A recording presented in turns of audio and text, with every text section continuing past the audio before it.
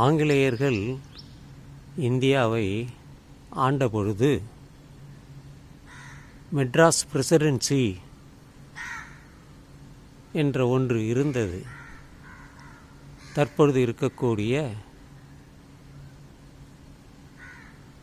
தமிழ்நாடு, கேரளா, ஆந்திரா, கர்நாடகா இது எல்லாம் இணைந்த பகுதியாக ஆங்கிலேயர்கள்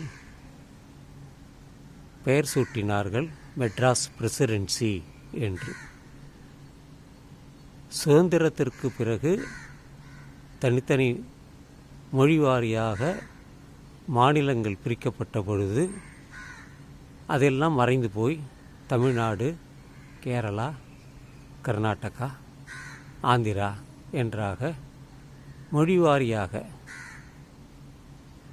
இந்த சென்னை மாகாணத்திலிருந்து தமிழ்நாடு மெட்ராஸ் பிரசிடென்சி இருந்து சென்னை தலைநகராக கொண்டு இருந்த பொழுது தமிழ்நாடு என்று பெயரை பெற்றுத்தந்தவர் அறிஞர் அண்ணாதுரை அவர்கள்.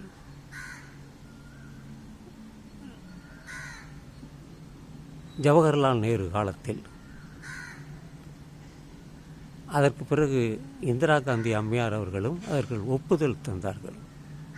அதனால்தான் நமக்கு இன்று இந்தியாவில் தமிழ்நாடு ஒரு தமிழ் பேசக்கூடிய மாநிலமாக இருக்கிறது. இதெல்லாம் நமது